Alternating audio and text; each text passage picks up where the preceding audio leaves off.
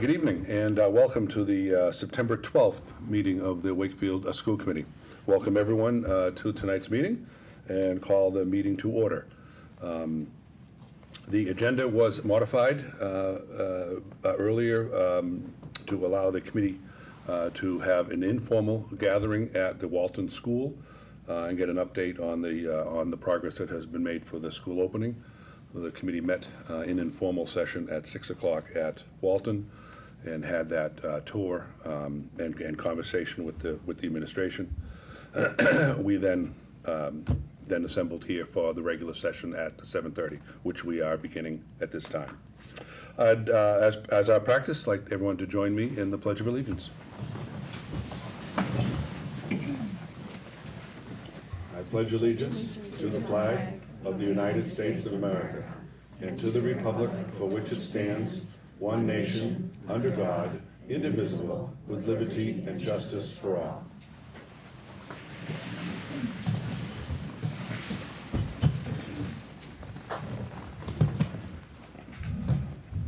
As is our practice at meetings, we begin the meeting with the reading of the mission statement.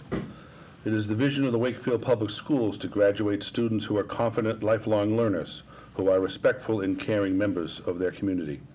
Our mission is to prepare students for college, career, and community by providing rich and challenging curriculum, high-quality instruction, and instructional and educational experiences to meet the individual needs and interests. Next on the agenda, we are open to public comment. If any member of the community would like to address the school committee on any matter that's whether on the agenda or not, would welcome anyone to come up to the table here and be heard. If you could state your name and your address and welcome. Thank you very much. My name is Mandy Tyson. I live at 7 Fitch Court in Wakefield. I have a second grader at the Dole Bear School, and I have a second-year Doyle student at the Early Childhood Center at the Doyle. I've been an active member of the PTO on the Doyle since my first son, who's now in second grade, started in 2015. It's been a really wonderful experience, and it's a place that I really cherish and love for the staff and the administration and all of the hard work that they do for our young children in Wakefield. But I wanted to take a moment to share some thoughts and concerns about the recent renovations at the Doyle. When I heard over the summer that they were planning to build 2 classrooms in the gymnasium space, my first thought was that, number one, I'm sure there's a reason why they're doing this, and number two, I have a lot of faith in the Doyle School staff and administration that they know what's best for my child. Knowing that changes were coming, I entered the school year with an open mind and an open heart. At orientation, when I saw that the gym was 75% gone, my heart completely sank.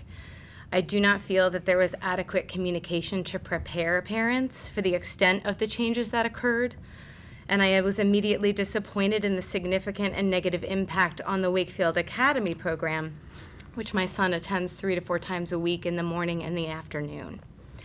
As a working parent, I feel intense guilt at times based on the amount of hours that my son spends in before and after school care. However, at the Doyle, I took a lot of comfort in the knowledge that they had an entire gymnasium for him to play in and be free and have space before and after school. While I realize there's still some space for playing indoors with the current gym, the heart and soul of the room is completely changed. Where is the school going to gather for assembly together and set a model and example for students as they merge into elementary school, where assemblies are a common practice and important behaviors? Where will the school come together for our Polar Express reading, which is a wonderful tradition that our principal, Shannon, started, which I really cherished, and where our family is going to be able to meet and convene and form a bond together at our annual PTO t-shirt pickup party while we get ready to march in the holiday stroll together. These are things that weighed heavy on my heart, and I wanted to share my sadness at the loss of some of that space in the gymnasium.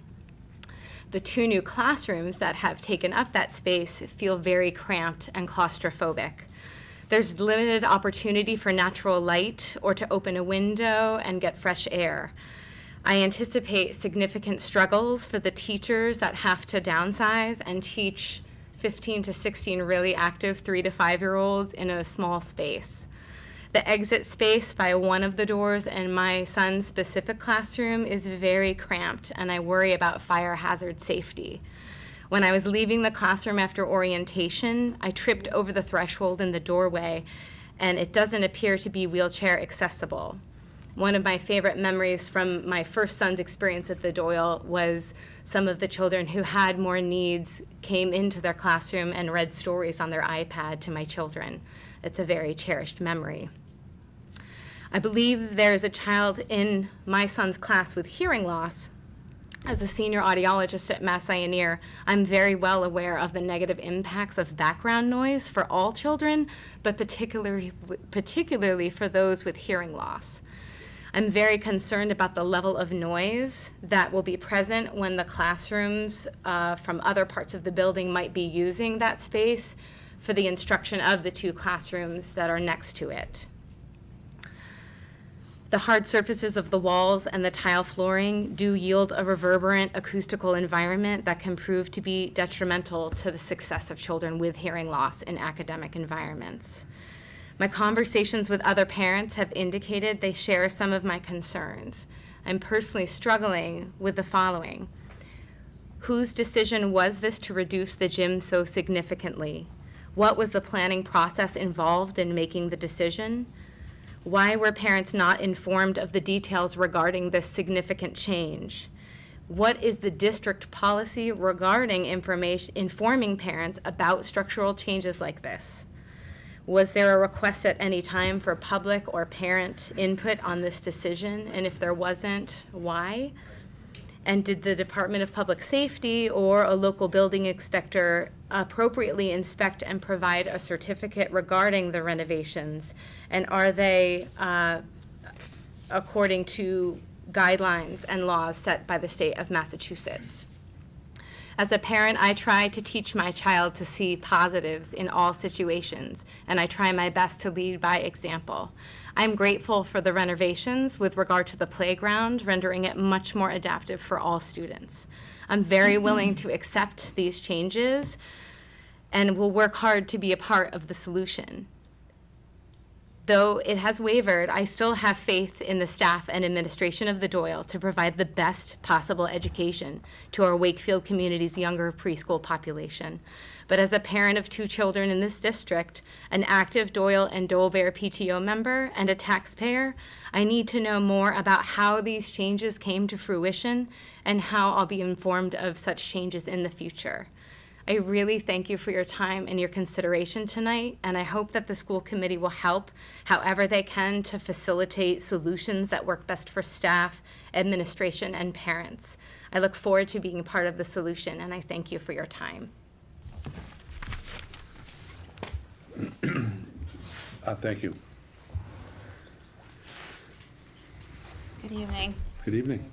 My name is Jackie Natale. I live at 65 Plymouth Road. I am also a parent of a second-year student at the Doyle Early Childhood Center, and as a family, we had a fantastic experience last year. At the last school committee meeting, Mr. Lyons said that at the Doyle, the old stage had been removed and replaced by 2 classrooms. As you just heard from Andy, that isn't the entire story. The old stage and 75% of the available gym space that was used for indoor recess, Wakefield Academy, and school assemblies was removed. The 2 classrooms that are in the place of the gym are smaller than the original classrooms, and one has no windows. Mr. Lyons told me today that when teachers were asked what they would want in a new classroom, they asked for bathrooms, which makes sense for a preschool. But is it fair to ask teachers to choose between bathrooms in a classroom and windows in a classroom? The EPA states that outdoor air ventilation can improve student and teacher performance, increase test scores, and reduce airborne diseases. I chose Doyle for my daughter because of the large classrooms, the abundance of windows, the gym space, and the fantastic teachers and staff. I learned that today that while all other comparable preschools in Wakefield are licensed by the Massachusetts Department of Early Education and Care, or EEC, the Doyle Early Childhood Center is not. The regulations that are being followed at the Doyle School are designed for elementary and secondary education, not preschool. Preschool-age children have different developmental needs than older children. The EEC requires that a program provide a minimum of 35 square feet of activity space for full-day programs. These new classrooms do not have that. The EEC also requires 60 minutes of physical activity for full-day programs. That will be hard to do in a small classroom with a small gym in the winter months when the kids can't go outside because it is too cold, icy, and snowy. As a working parent, I struggle every day to leave my 4-year-olds in your care. It's disheartening to think about her stuck in a small classroom with no windows and access to fresh air. The need for more space was never discussed at a PTO meeting that I attended. There isn't a school council for the Doyle, despite the legal requirement that there be one. This decision was made without any input or communication to the families of the Doyle School. It seems like there was a rush to complete this job before the school year began and before parents could ask questions. So now I am asking, have these rooms been inspected by the fire department? Are there sprinklers? Are the rooms ADA compliant? Have they been inspected by the DECE? Why aren't we holding our school to standards that are designed for preschool students? I'm asking the school council to look into these issues and let me know if it were your child, would you be comfortable with the new classrooms? Thank you. Thank you.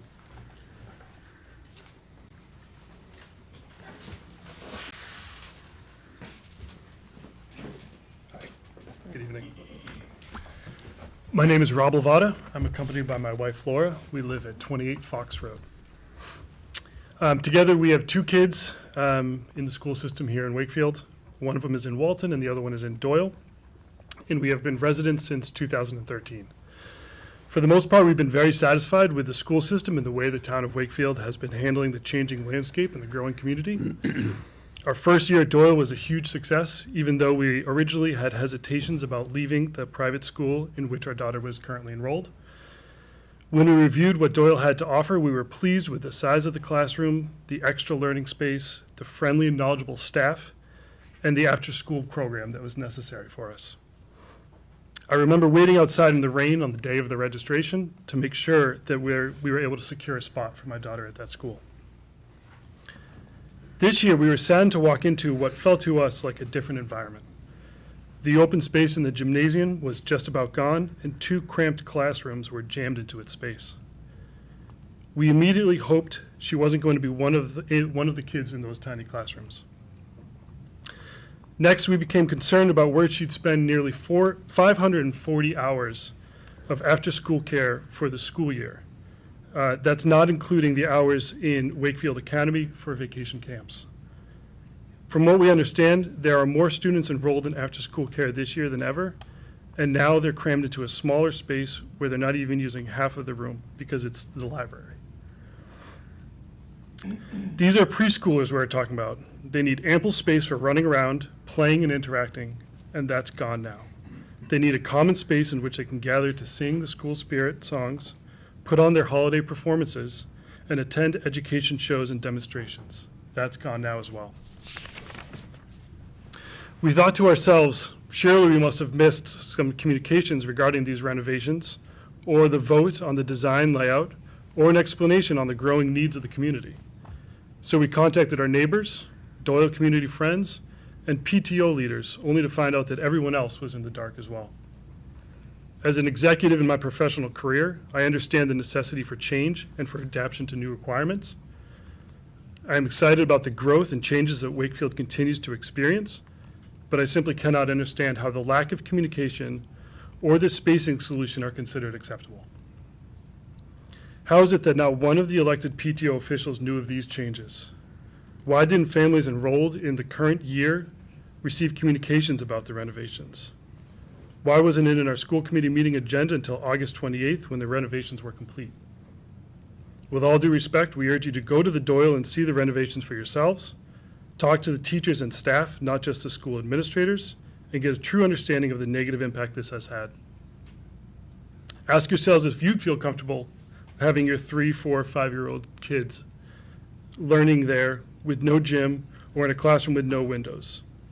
Put yourself in the shoes of the tax and tuition paying Doyle community members and see if you'd be satisfied with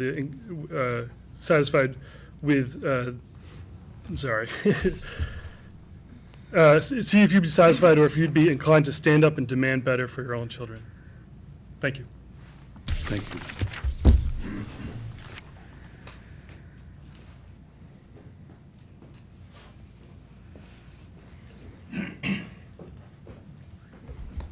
Good evening.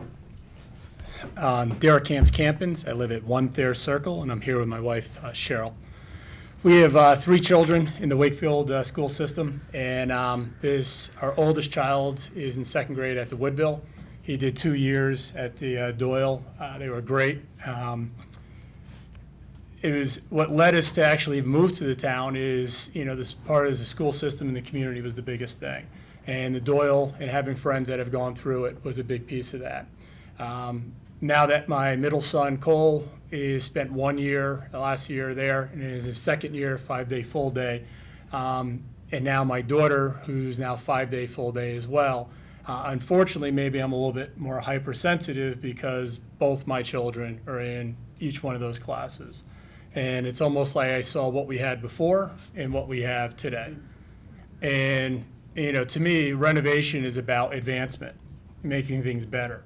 I sadly would say I think we took multiple steps backwards. I think Mandy, Jackie, and the other gentlemen were very, very eloquent about how they stated it. To me, I really would just like to get a better understanding of why. Why did we do this? When everyone was very happy with the facility as it was.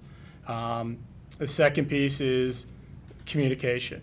It really seems like that there was a lack or breakdown of communication of, why we're doing this, what the plans were, and ongoing progression of it. In that same feeling, I feel like it was definitely accelerated to get done before the school year, to a point where, it was almost, to some folks, it was in question if it was going to be done in time. The other piece that my wife and I are really concerned about is one of the classrooms doesn't even have a window, which is addressed by others. Let me rephrase that. There's a window that's about maybe a foot by a foot big that just goes into what was the gym. I wouldn't even call that the gym anymore. I think that is terrible, for a small child who spends the majority of their day, 5 days a week there. It almost felt like a little mini jail, to be quite candid. I just thought it was absurd compared to if you go to the other classrooms and the size, the window, the lighting, the layout, everything is significantly better. I actually feel like my 2 children got the short stick of this, to be quite candid. The other piece to that is I'm concerned from a health standpoint. It's such a confined space, and let's be honest, these are little kids that have accidents. Either they vomit or, they go number 2 or whatever the case is. This is also the same space that they have to take naps. And it's a fraction of the size, at best maybe half the size of a normal classroom. So we all know in another 2 more months, we're going to be dealing with the colds. I got a feeling that, from November to March, my kids are just going to be consistently sick because they're going to be in such a confined space with no windows or any ventilation, to be quite candid. The other concerns I had with this is the gym. That was one of the greatest aspects of it. I mean, these are children. They got a ton of energy. You want them to get it out in the process. You want them to explore and do different things. My 2 children as well will be in the Wakefield Academy in the morning. So they spend an extended amount of time there. I would hope that they're not confined into such a tight area, for such long periods of time, to be quite candid. When there's an ample classroom that was converted to a library in the Wakefield Academy, which is probably not really utilized as a full-day classroom anymore. which it's not utilized, is my understanding. So I see that to be a quick ramification to maybe put a class back into that area. Because once again, I'm not just here about complaints. I would love to be part of the solution. I'd love, as other gentlemen said, to talk to the teachers. You know, this is their work environment. They know best. They've been doing this for years. They know how the children respond as well. So I'd love to hear some engagement with them in the process on this. The other thing that concerned me too is if you go in, being the lack of space, there's boxes that are stacked really high on the sides. You know, I don't know how secure they are, to be quite candid. If they're bumped hard, could something fall off in the process? Is that even appropriate, you know, from a fire code standpoint? Should things be stacked on top of other shelves at the end of the day, especially with small children? These are more questions I have. Other than that, I really, like I said, I'm not here just to complain. I would love to be part of any form of solution. When I addressed it the first day of the orientation, I was told that there's a plan in place. I'd love to know what that plan is. And is it a complete plan like this is already? Or my fear is we're going to be told it is what it is. We're going to have to deal with it this year, and we'll try to look at it next year. The challenge is I took my daughter out of another center that she was very happy in, and I told her she'd like this because of the experience of her two older brothers, and she's not getting the same experience. And I feel it's definitely going to have an impact, you know, on the transition it has so far. So I appreciate the time, and like I said, I'd love the opportunity to hear more on a go-forward basis. Thank you. Thank you.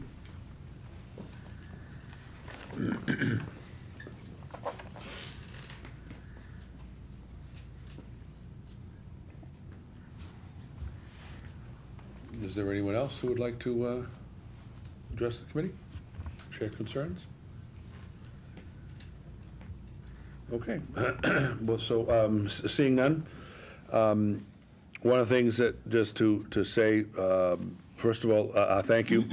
The Wakefield School Committee very much encourages community conversation. I very much appreciate these issues, concerns being brought before us and to our attention.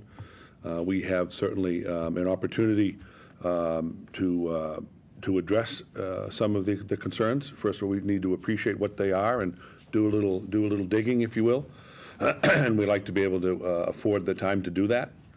One of the things that, just to say to the folks assembled and anyone that may be watching, it is not the policy of the Wakefield School Committee or really any public body during public comment to have an exchange.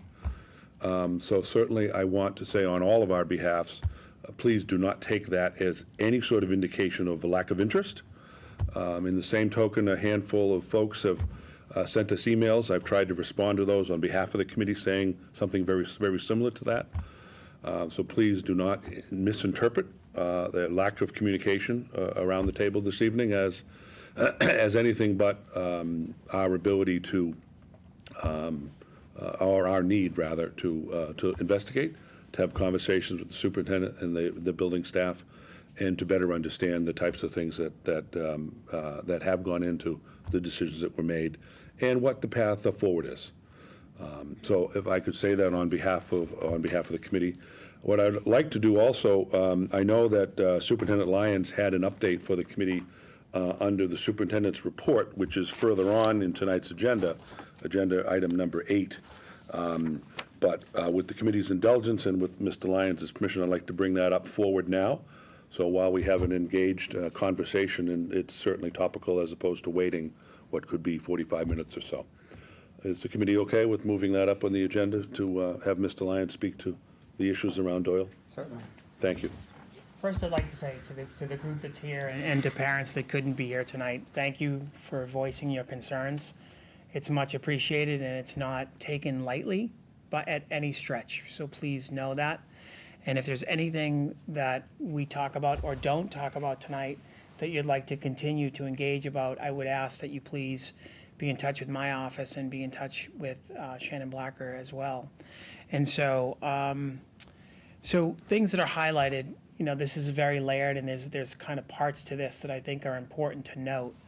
You know, I think one of the, if I can go and just kind of what I'm thinking is the most important, I think that one of the first things, which I think is critical, is the communication piece, right? And so all of the comments that have been made tonight and the questions that have been raised tonight about communication, I think they're accurate. I don't think that they're misplaced. And I think that they're questions that absolutely need to be asked, right? And I would love to say that, you know, I have good answers for them. I don't. And so we did not kind of communicate well. We did not communicate effectively back in the spring. You know, when I moved from the assistant position to the superintendency, you know, and I reported out in our earlier school committee meeting about the renovation being complete, I think my perspective was I was speaking from a technical standpoint about a project that I thought we just needed to get done, and it would be, you know, really perfect for the Doyle School. And I think, you know, what's absolutely absent on the front side of that is the decision making, the design kind of part of this. I think that was absolutely missed along with or within the communication, if I can say that. And so, you know, I was talking with Tom Markham earlier tonight, and I shared with all of the feedback that we've gotten, you know, I think that there's things that I'm learning and things that are clear. One is that communication needed to be different, and the other is that, you know, we know that Doyle has needed space, has needed classroom space, right? And we know that kind of bathrooms have been a challenge in that school. And so I think that, you know, had we communicated earlier, that I wouldn't just be managing a technical project in my first 60 days of my superintendency, but would have been more able and to connect with parents, but also to connect with staff, right? And so I think, you know, staff is in agreement that space is needed. I think what we're doing right now in regard to problem solving is we're spending some time with Shannon and her teacher leaders to really talk about what solutions we can come up with to address some of the concerns that are raised. Some of those solutions that we're talking about have been raised here tonight. The idea of kind of realigning or reorganizing who is assigned to what rooms, and how we can make that work. So I think solutions are coming. It still doesn't negate the fact that, you know, a misstep, and that's probably speaking kindly to it, that was made around the communication piece. So I think that's what I have to report initially. I feel like I can go into the technical aspects that I know about in regard to square footage and things like that I've tried to kind of learn to be prepared to answer all of your questions. But I think that kind of falls into the same, that pales in comparison to kind of the issues that have come up just in regard to our relationships, right? I mean, parents have said, I, as a father of 3, all of my children went to the same preschool, and we went there because, you know, the people made the place, right? And so it was a very special place. It didn't have the same options that Doyle had, but at the same time, I know that in talking with the teachers today, they are absolutely committed to kind of creating the environment for your children so that they can thrive.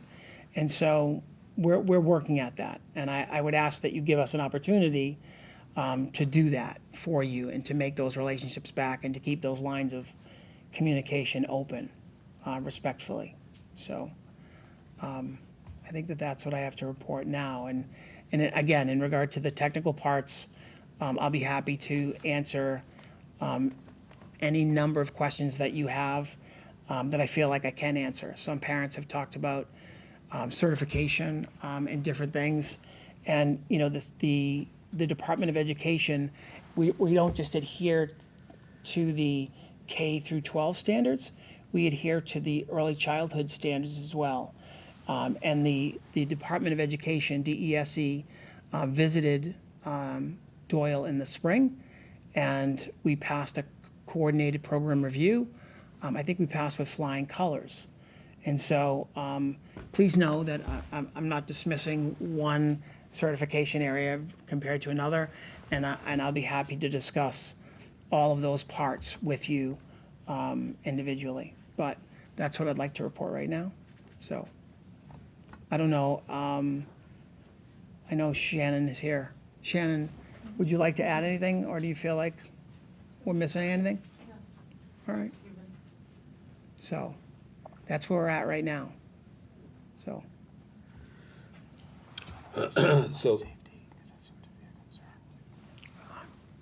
So Michael just pointed out the questions about life safety and these rooms. So these rooms were in fact designed by an architect. They were inspected. The fire chief went through these spaces, and the building inspector went through these spaces. So that I can tell you as well. So. And I think that there was a comment made, I think, Ms. Natalia, you asked about sprinklers, if I'm not mistaken. Did you mention sprinklers? So the Doyle is the only building, not just the gym, but the only building that's not sprinklered in the district. And that's something that the fire chief is going to be asking that capital for budgeting reasons this coming year, that we're able to put sprinklers into the Doyle moving forward. So just to address that as well. So if I may, certainly, I've been taking notes, and I'm sure my colleagues have as well. The type of concerns that were raised are obviously ones that we need to look into, ones very concerning. But I do have, again, deep appreciation for what you've brought forward, and keep the communication coming as other things come about. So please don't let the conversation end tonight. Certainly we won't. What I will commit on behalf as chair, and what I'll commit on behalf tonight, is to not let the conversation end, number one. Number two, I will set up a school committee visit to the Doyle School in the same way that we had a Walton visit this evening. We'll set that up for the coming days, I'll also commit that a couple of the emails that came in, and I don't recall the authors to all of them, but a couple of them had the same sort of set of questions. So the sharing of questions is good. It helps us know we're all on the same page. Certainly we will prepare a response to that, which of course will be driven by the superintendent and the building principal, but we will have an opportunity to appreciate what some of the concerns that were raised in those emails. I think there were 4 or 5 questions, if I'm remembering correctly, the emails off the top of my head. But and thirdly, I think I would express on behalf of the committee that we have great confidence in Mr. Lyons, in Ms. Blacker, and the Doyle staff, that we can all together make this right. And I'm sure that's what we'll all work to do in the coming days and weeks. Okay. Again, thank you all very much. You are welcome to stay for the rest of the meeting, but do not feel any obligation to do so. But please, do not. You're most welcome to stay. Okay, moving on. Do we have a student advisory council? We have a student from high school tonight? No? Okay. Thank you. Thank you all. Thank you. Thank you, I appreciate it. Consent agenda, item number 6. We have a motion. Oh, Swap back real quick to the student, Student advisory? Student advisory. sure. Do we have, Doug, do you know if our new principal is aware of that? I just wrote myself a note, so I can let you know. Yeah. Yeah. Yeah, that'd We be, had those seniors last time, right? So they. right, I mean, Kaya was, Yeah, there were 4. And Oh, there were I thought four? one was a junior. At the June meeting. We happened to just see one of I believe we them. had the transition. At the June meeting, I think one of the juniors, now a senior, spoke to us. Yeah. right. So, Right. So, yeah, that's true. I think maybe it was Amanda Westlake, I maybe, think was so. that? It was a bit of the passing of the baton at one of Yeah. the June meetings, yeah. Yeah, so I think we just need to do, yeah, I'm not sure, but just reach out to them, and that had been done last year through the principal. Okay, thank you. Sure, thank you. Okay. Item number 6A, we have a motion. 5A. Move the school committee approve the minutes of the August 28th, 2018 school committee meeting as presented. Is there a second? Second. Second. Any discussion? Seeing none, all in favor? Opposed? Passes unanimously. Very good. Item number 7, Chair's comments and actions. Under general comments, what I would like to make a comment of, that I was very pleased to be invited by both the administration and the faculty to, on our behalf, speak at opening day for the, as is our tradition, but nonetheless, speak at opening day to the for the first day of the staff opening and gathering and training. It was a wonderful opening day. It was actually quite an inspiring time. Doug and the administration had recognized many staff members for their years of service, which is always very encouraging. You throw all those numbers together, and we must have hundreds of years of service from some really quality educators. I was pleased to make a few remarks on our behalf, but also Doug spoke as well as the new president of the WEA.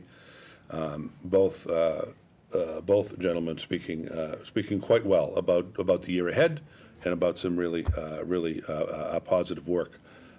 Some work nonetheless that we need to do, but some positive work.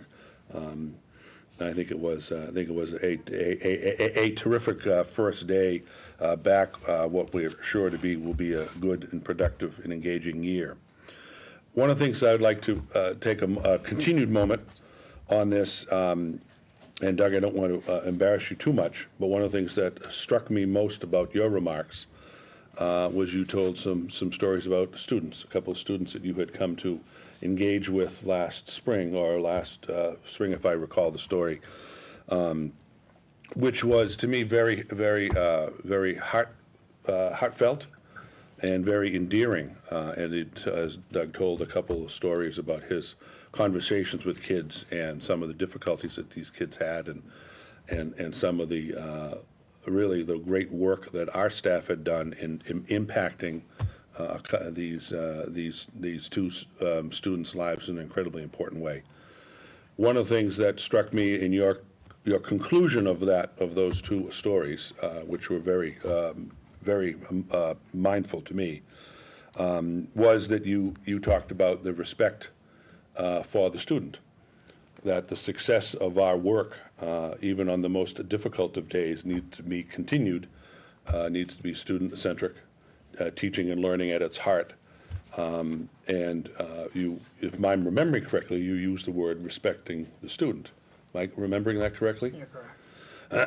So I had vaguely remembered in my college studies, thinking of the transcendental movement, and I say that not to be too tongue-in-cheek, but some of the work from Ralph Waldo Emerson speaking exactly to that piece. And I have a gift for you tonight. A poster board that I've made up, a quote from Emerson that says, "The secret of education lies in respecting the student." Thank you, John. So that was very mindful to me for opening day, for the things that you said to the staff, and it was a powerful message, and I very much appreciate that, and I'm sure your fellow educators in the district to do as well. So I'd like to give you that for decoration in the office somewhere. Thank you so much. I appreciate it. Thank you. Next on the agenda, a discussion around subcommittee appointments. We have been having what I hope has been a really good conversation for a number of weeks now around subcommittee appointments. I took, one, I want to, first of all, again, thank the committee for its engagement on that. Even a few members of the community have reached out based on, there were articles in the paper, and certainly those that are, the thousands that are watching the TV cameras. But most importantly, the work that we have to do both around this table and around other tables in the course of the next 12 months or so is important. And so what I have is I was very engaged in both taking notes at our recent meetings, as well as very thankful for the input that each of you gave in emails to me about thoughts about the committee structure, subcommittee structure rather, and your preferences about how we would staff the committees with both school committee members as well, of course, as the administration. So with that in mind, I put forward this set of recommendations to roll forward for the committee's review and hopeful acceptance.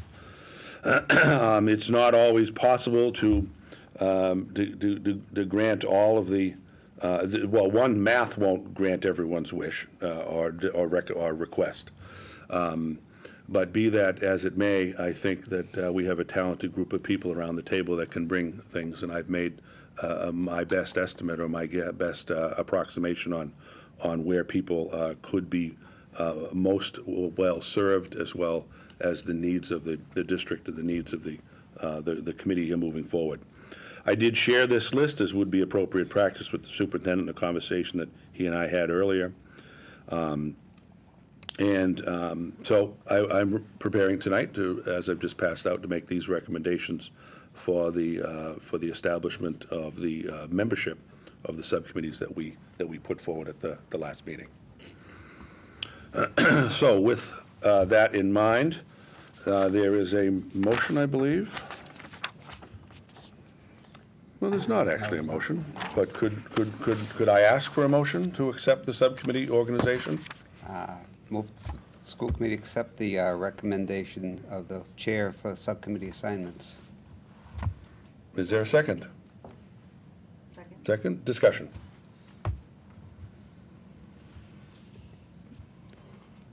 Okay. Not having seen it till just 5 Right. seconds ago, I haven't had a Right. chance to think about it. So. Okay. Well, it certainly wasn't intended to be a shock. This also isn't, it isn't, the best breaking news. But I certainly think that this meets most everyone's requests. I've tried to put people in places where as those requests were, as well as other conversations that we had about priorities and work that the superintendent and I believe needs to be done. And I think people around the table have expressed some genuine areas of interest. And if we are becoming sort of, continue to work in some specialty areas, and knowing my friends and colleagues, as I hope I do, I feel pretty genuine about the work that we have ahead of us. So, a motion's been made and seconded. All in favor? Oh, yes. Oh, I'm sorry. No, I please. was just waiting for you to finish. If, I feel that I'm not very confident where I was placed. So I'm not sure if we need more discussion on that, I just feel like it's not a strength of mine, and it's not an area. I think that was my third choice, which I don't expect to get my first, but hopefully my second. I just don't feel that I'm ready to. I know we're coming upon our contracts in 2019, and I just don't feel like I have the experience yet sitting here to then go into a negotiation year, and I know I'm on the committee with you and Greg as well. So I just wanted to voice my opinion and my concern about where I was placed. Would you like to hold up this article, this motion tonight and discuss it further? I feel like that's up to you, whether this is sort of set the way that you think, and maybe you had a reason for placing me in that position, but I just wanted to let you know Okay. that I'm not as confident in that particular role. Well, I am highly as confident, Colleen. Thank you. And just for the record, highly confident in That's very nice. the strengths that And as I I know am that with was in one of the everyone. emails that we're coming upon it, so it's also a taxing ask in terms of time as well, It because is. of contract negotiations. It is. So, You just know, wanted you to Yeah. wanted you to know Yeah. how I feel. That doesn't mean I won't do the job, And the but taxing of time, as you may note, or if you're looking at that, is why Yeah. I have limited both. I saw that. The three of us to not three committees, but either one or two. Okay. Because an appreciation for the time constraint so you required. get a blank slate. So What's that? you get a blank slate on that for me. So Okay. Well, I have nothing but faith in your capacity to bring a lot to that conversation. okay, thank you. Any other comments? Seeing none, all in favor? Opposed? Passes unanimously. Thank you all very much. And again, I think this has been a productive couple of months in talking about the work that we need to do. We have added, as we know, we've added a new subcommittee to our roster of work. And there's, I think, nothing but some genuine really genuine conversations to come out of not only that subcommittee, but the impact that'll be felt across the others. So it's going to be a good year. It's a busy year, but it's going to be a good year. Next, I want to thank members with regard to our planning retreat. I don't have the benefit of having everyone's input, so I don't really want to announce anything because we are, other than to say that we are all over the map with regard to good days. So I thought by throwing out, I don't know, 10 or 12 days, we may be able to land at 2 or 3 that have some consensus around them. We almost don't. So the two that stick out the most, as in almost everyone's list, was either October 20 or October 27. So I'm going to say that out loud and then be thinking about that. I'll push out another email in the next day or so in trying to find some dates that work. So, anyway, I'll just say that and then move on. I have reached out to MASC, had a good conversation with our field representative, our regional field representative, Michael Gilbert. Mr. Gilbert will be facilitating. I've extended the invitation on our behalf to Mike from the State Association, and he'll be facilitating our conversation. So I will move on, but I did want to follow up on that, so please be thinking. Okay. Yeah, Amy. So those 2 dates are the 2 dates we're kind of leaning towards? Well, I think again, I don't have everyone's input, but those are the two from the I guess the five members, including myself. I'll count myself as one of that provided input. Okay. Those two were the ones that had the most mojo. And do we know where or? Well, it would be anything in like that? town. We don't know Oh, where okay, yet. it would Haven't stay in honestly got Wakefield. to a location, needing to find a date Got it. before Okay, we thank find a you. place. But it would not be traveling afar. It would be in town somewhere. Okay, The last time we did it, we were given space at the Savings Bank. oh, right, Yeah. okay. Yeah, probably something like that. We haven't asked them, so I don't want to say Okay. that on air, which we just did. I said the last The time last we did time, it. exactly. I was Okay? using that as an example. That's right, it was an excellent example. Okay. Thank you. Mr. Yes, Just because I'm one of the negligent people who didn't respond to you, I was I calling just no one did. out. That's not what we do. I just did. Oh, just did, okay. Well, so this just in. Let me check the tally. Okay. Are the 10, October 20 or 27 work for you? The 27th would work perfectly. Okay, well, all right, well, put now it the out. 27th is gaining ground. Okay, all right, well, we'll put something out in the next couple of days when we land there. Great, thanks. Agenda item 8, superintendent's reports. Mr. Lyons. Thank you. Just in regard to the calendar, I know one of the questions that we had in the spring was, could we do a school committee meeting in Boston for our Medco students like we've done? So could we do it in the fall as opposed to the spring? So that's a question that has come up. The idea that, it might be beneficial to invite some teachers and some administrators. And it would be nice to connect in the fall with parents and students, as opposed to sometimes in the spring. I know relationships are already forged, but it'd be nice to do that on the front side. But that's just a question that I'm curious if the committee feels like that's a possibility. Not something that is part of the agenda that we need to discuss tonight, but any feedback you have, I think I would appreciate. But in terms of my remarks this evening, the Walton School is open, which is particularly exciting.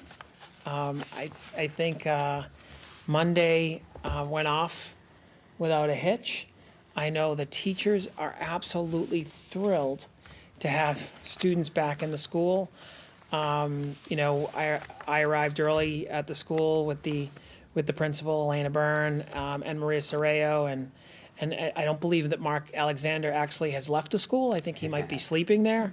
But the school looked absolutely beautiful. The students greeted one another in ways that, were just so gracious and kind and loving to one another. They were happy to see their teachers and really happy to kind of get back at it. And so we've kind of checked in with them a couple times, and things really have gone off well. So I need to say a special thanks to the administration there, to Maria Soreo in facilities, but especially to all of the teachers that have spent all of the time in those classrooms, getting those spaces together, our library media space, and the library media specialists that have come over to pitch in from other schools to help Jean Buckley. It's just been a fantastic opening, and so thank you very much to everyone that contributed to that. In terms of my comments about Doyle, I think that we kind of took that out of order, and I've covered some of that. I think you're going to hear more about that, and I think that there'll be some more solutions that I think both myself and Principal Blacker will be excited to present.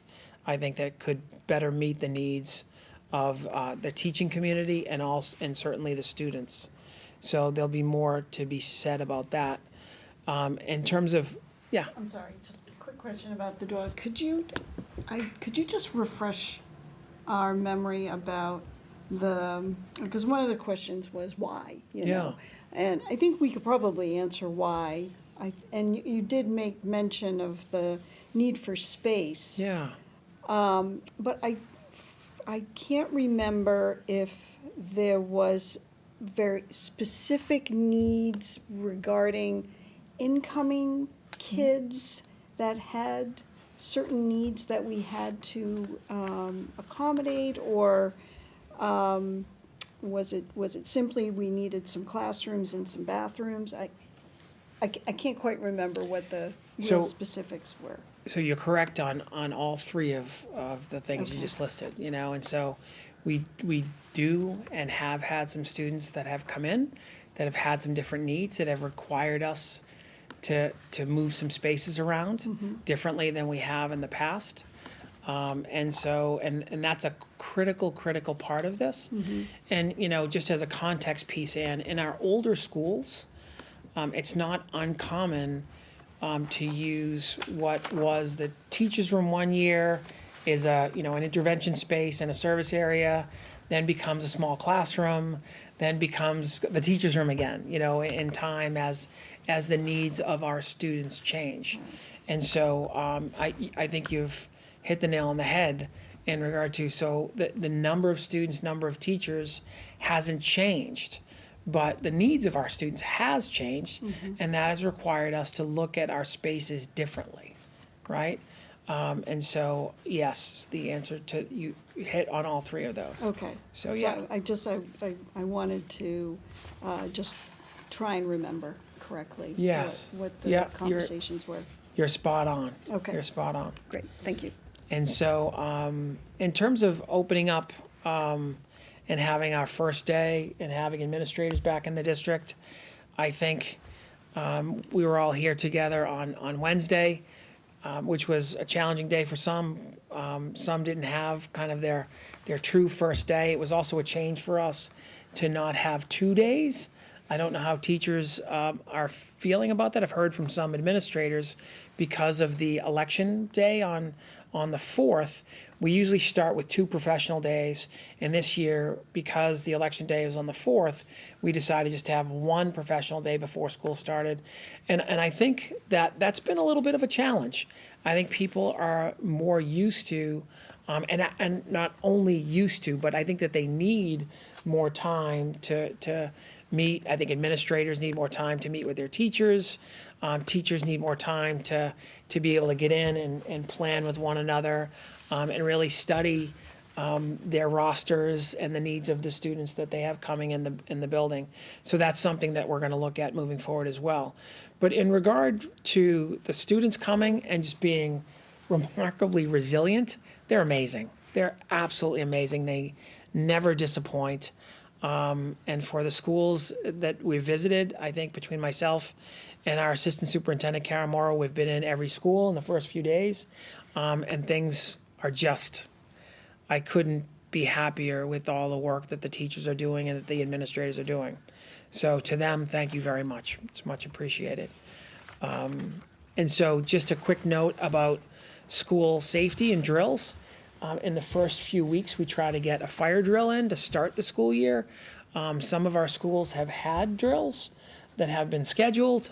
Others have had kind of unannounced drills, and which was new to some of our students. And they've done actually remarkably well. The teachers have kind of directed them on. We had a drill at Doyle that was unannounced. And it went off without a hitch. And I think that the students also enjoyed seeing both the fire trucks and the firemen and had a lot of questions for them. So I think we're excited to try to reconnect those groups maybe outside of a drill, which I think I can talk more about at another time. But there'll be more information forthcoming on drills and safety in upcoming meetings. And yeah. Does Wakefield participate in Alice? We do. Okay.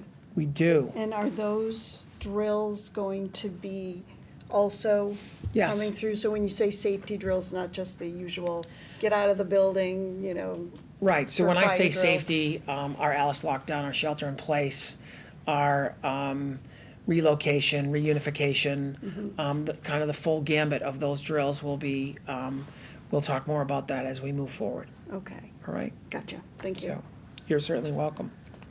Mr. Lyons, if I may interrupt to take the lead on item 8E, Yeah, if that's appropriate or okay with you, that the school committee annually needs to appoint a member to the collaborative of which we are a member. We are a member of the SEAM Collaborative, and we need to appoint a member to the board of directors of that. It has been long-standing that we appoint the superintendent. It obviously is an appointment, must be from the school committee itself.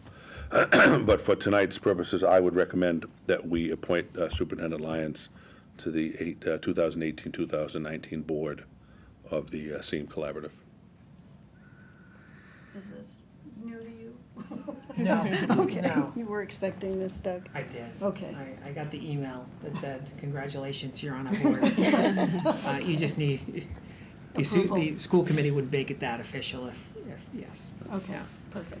Unless you chose to appoint Michael Pifferling, I might think about it. which Michael may enjoy. I think there's some regulations around that now with collaboratives. It has to be There the are. superintendent, right? Doesn't have to be the superintendent, so Can't now be that the you've asked what the regulation is, I do happen to know the answer to that. The regulation is it could be either the superintendent or a member of the school committee. but it can should only be the be. super. It can only be one of those. We could not appoint the business administrator. But it has been, the SEAM board, if I'm not mistaken, is all superintendents. That's been sort of the culture around that collaborative. And so I would recommend that we continue that tradition. Will we make such a motion, Yes, Mr. I move Callahan? the school committee appoint Superintendent Lyons as our representative to the SEAM board. Is there a second? Second. Discussion? All in favor? Opposed? Passes unanimously. Thank you, Mr. Lyons. So I have one item left, and that is the newly updated WPS instructional strategy. This is a one-page document that I've shared with you. This document really guides all of our work in the district. We kind of scrutinize this and really look at every single word and every single sentence in the document. The document, where everything is placed, it is by design, you know, and we've heard back from some community members that they've seen this document in real estate binders during open houses, and it's really become a little bit of a marketing tool in regard to the good work that we're doing here as well. Areas that you know we'll continue to kind of look at, it's broken down into 3 objectives, and those objectives are quality teaching, rich and challenging curriculum, and individualized student learning. And you know, this document has just been updated, and we've used kind of the template or the structure in years past. But in regard to the first kind of objective and the initiatives that go along with that, there are 3 initiatives that go along with each objective. And in regard to quality teaching, the initiatives that are first, second, and third is to provide quality, meaningful feedback to teachers, to really all educators, to foster continuous growth and a growth mindset. And we want to offer job-embedded professional development. We don't think any longer of professional development as just after school or something that someone else offers. We think a lot in terms of, you know, how are we supporting teachers and specialists and paras during the school day. And so we want to create collaborative teacher-led professional development experiences, which, you know, you've heard about our PD program in years past. And I think one of the things that I feel like I'm most proud of in regard to our teachers is that this is a teacher-led space, and teachers are able to make decisions that meet their needs. We're going to continue to look at professional learning communities as well as learning labs and coaching. And so each school will also be able to choose a high leverage instructional practice that best meets the needs and is prioritized by the administration and the instructional leadership teams at those schools. And so those are the initiatives that go along with quality teaching. The next objective is rich and challenging curriculum. That aligns 1-for-1 with the Wakefield Public Schools curriculum renewal cycle. And so, and you've heard from me in regard to curriculums that we've piloted, how we've worked with them, and things that we're going to focus on. And then for this particular year, an area of focus for us is going to be civics and history, social science framework. And so they're the newly released curriculum frameworks for this year, which is really timely. Our new social studies curriculum coordinator, Jason Pavey, will be leading that work. And so, and kind of another initiative that doesn't go away, that I think really is just gets modified and we adapt to it, is really using digital tools to really enrich and personalize the experience for students. And, you know, something that we've, is an area of growth for us and something that we've really talked a lot about as a leadership group is really individualized student learning. And really the need to really focus on social emotional learning and relationships with students. I can share that, you know, all of our schools are opening in ways where teachers are really spending time to get to know students. And I think it's different at different levels. And you know, I think our elementary schools are particularly focused on this, and they'll tell you straight away that if we don't have relationships with the kids, it's hard to do anything else. And we're not only teaching students curriculum, we're teaching them how to learn, how to regulate themselves. And we're doing more of that at middle and high school. Obviously, it's developmentally appropriate and different at each of those levels, but that's kind of an area, or areas plural, that we're focusing on moving forward. And kind of, and the underpinning of this document is all really predicated on the district's core values, which are, kind of our clarity of purpose is to inspire a love of learning, and our culture of practice is to be respectful and caring. And so that's the plan that we use. That's what we've been working with the new administrative teams. And I think they've really responded well. And I think that the instructional leadership teams at each school has also contributed very thoughtfully to this document. So I wanted to just share that with you as we enter into the new year here. So. Very good. Any questions for the superintendent? No, seeing none. Very good. Item number 9, budget items. Gifts, we have some gifts. We have a motion this evening. Will the school committee accept with gratitude the donation of $4,100 from the Wakefield Memorial High School girls soccer to pay stipends for the volunteer coaches for the 2018 fall season? Any input, Mr. Pifflin? Curious that this donation came in early, which is great. Usually our boosters wait until the end of the season, so thank you to the girls soccer booster group. This is to pay 3 volunteer coaches. Just a technicality, if we're paying them, they're not volunteers, right?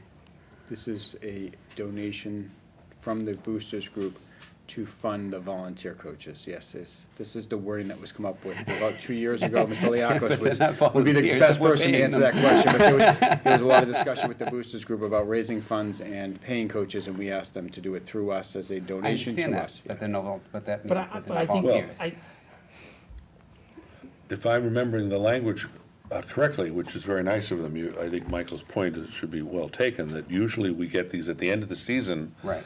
Because the coaches or the assistant coaches anticipate the possibility that they may not be paid. True. I get It usually depends, that's why we call them volunteers, because the money will come in at the end of the season based on how well, or perhaps how not so well, the fundraising goes. And I think that's why we parsed out the language that they would be considered volunteers that may receive a stipend or a token. A gift at the end. A token of a gift at the end.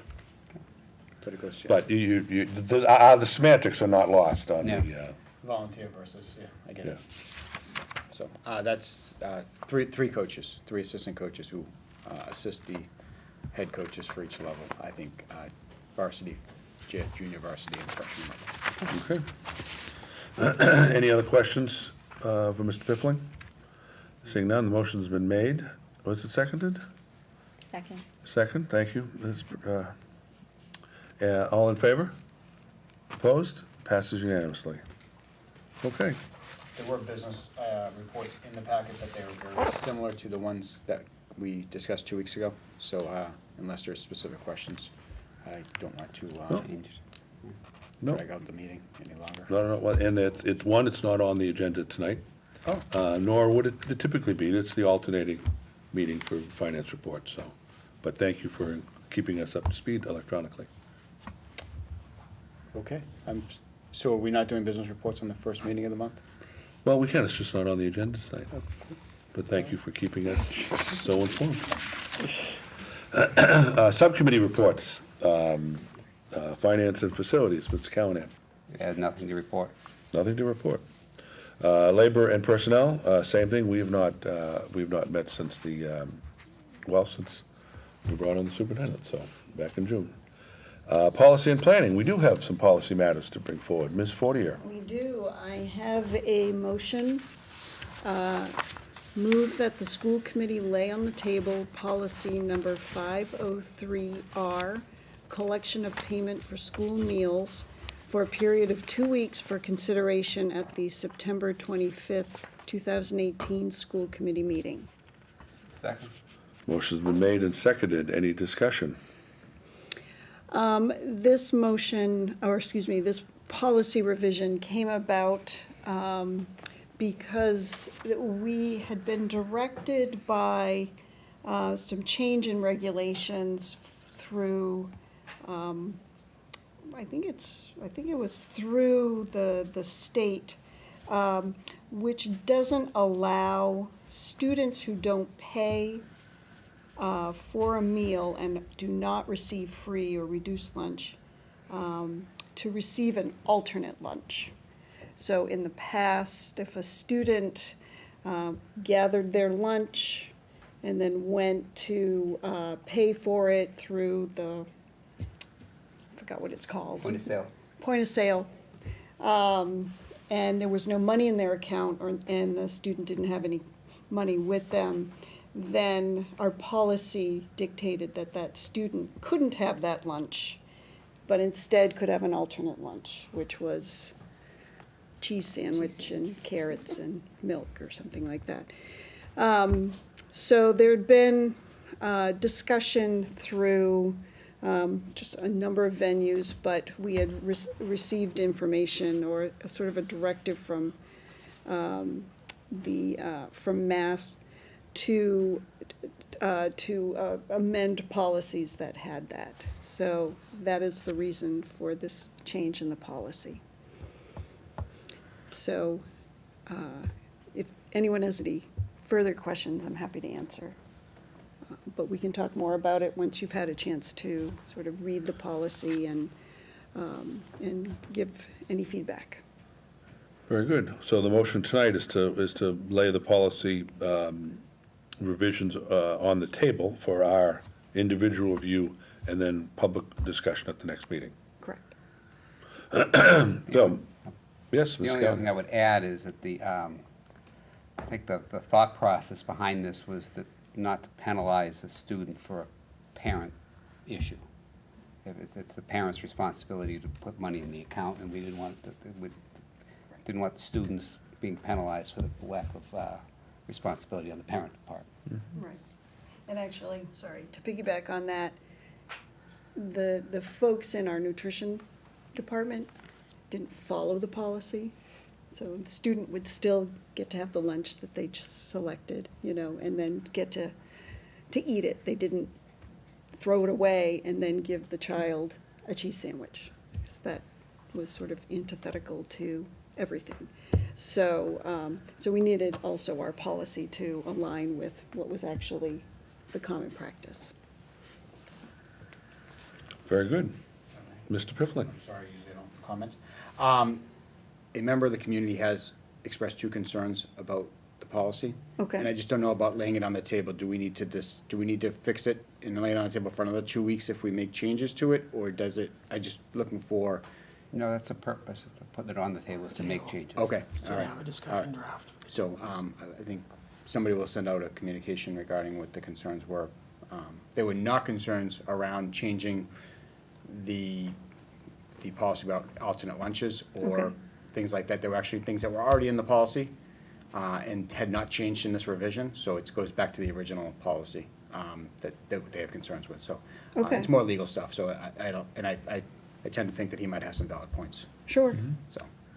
And that is the purpose of the policy working its way up. It be sort of organically goes through the policy subcommittee, gets laid on the table for a 2-week period, and then the community has an opportunity to obviously come and speak their piece or email us individually or collectively. So hopefully that will occur. And would I send the comments along to Ms. Send them, Cordia? sure. Yep, send Okay. them to me. Yeah, absolutely. Thank you. Thank you. Very good. So, Or actually, me at this point. Oh, well, that's true. I'm sorry. That's very true. We're we go. in the grand tradition of passing the baton. He's now chair. Mr. Callahan will be the chair of the policy subcommittee. So, okay. Motion's been made and seconded. All in favor? Opposed? Passes unanimously. Policy 503R is placed on the table for public review.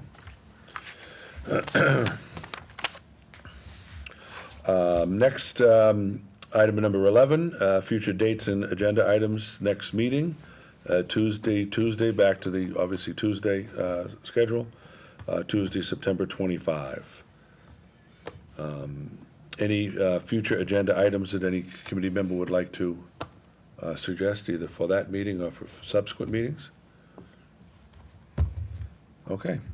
Seeing none, certainly don't hesitate to reach out at any time to either Mr. Lyons or myself with those ideas. Going around the table, item number 12. Ms. Purcell. I just want to thank the community for coming out tonight and voicing their concerns about the Doyle School. And also, I was able to go visit the Walton, and it's a very impressive project that was completed almost, but it looks really great. So thank you. Very good. Ms. Fortier? I would like to wish all of our students and faculty and administrators and school leaders and parents a great start to the school year. It sounds like a lot of terrific things kind of started off on a great note, and there's a couple of rocky patches, but we're going to work through those, and we're going to make sure that every single child has a wonderful educational experience this year. Looking forward to it. Mr. Callahan? Just a request that, I'm following along with a lot of what came up tonight. We need to improve communication. I knew nothing about the problems at the Doyle until I sat down at this table tonight. I should have heard about them. I don't know why I didn't. And anything that's going to come up at a meeting, I think we should have in advance of the meeting. Handing things out at the meeting, I don't think is appropriate either. I would appreciate things in advance. Okay. Mr. Massey? All set today, thank you. Ms. Guida? I also want to thank the Doyle parents that came out tonight. It's very important that we hear your concerns and work together. I think one of the things that was most impressive is that there was an issue, but everyone spoke in a collaborative manner, and I think that's appreciated by your administration, your superintendent, your principal, that people are patient and collaborative, and that you are confident in your administration that they also want the best for your child and the rest of the children in the school. So thank you. It's always nerve-wracking to see such a large group come in, but I was really it was just nice to hear collaborative communication. Those are all things that we all want and your administrators want as well. So keep being patient and working with your administration, and thank you for coming. And the Walton, I was also there with a few other members, and I've been in the building numerous times, and I've not been a Walton parent, but it was just shocking, really. Just walk in there, the space is bright and open and airy and appears so much larger than it was. It is physically larger, but even the spaces that were just renovated, the renovations to the library media rooms and adding the classrooms, the nurses' space, and the secretary space, the areas where the students are walking in. It is really an amazing renovation and addition project, and just want to thank the families again for their patience and confidence in the administration. And I think that we get past these few weeks and kids are settling in so well, so it's so nice to hear that when you walk into the buildings that the kids are excited to be there and they are ready to learn. Thank you. Great. Ms. Lyons, any comments?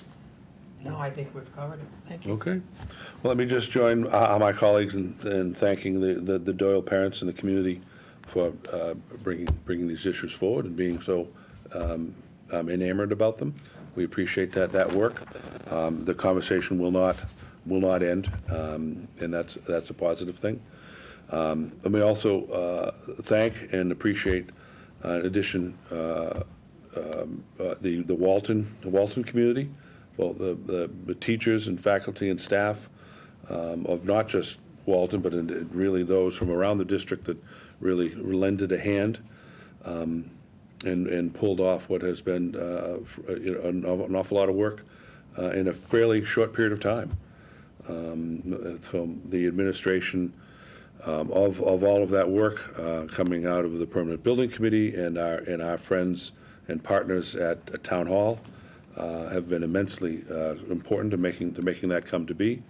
But really, the community came together very, very nicely. And I think at the end of the day, while there was what wound up being like literally a 2-day delay to school opening for Walton, it was probably 2 days incredibly well spent, but with incredibly hard and extraordinary work by the teachers and staff at Walton. We have to be much appreciated to them being so willing and excited about making that their classrooms, their new spaces, wonderful and bright and caring and welcoming for the kids. That's hugely important and should not go understated and unrecognized. Very good. Okay, well, thank you all again. The motion to adjourn. Will the school committee adjourn its meeting of September 12, 2018? Is there a second? Second. All in favor? Opposed? Passes unanimously. Thank you all, and good night.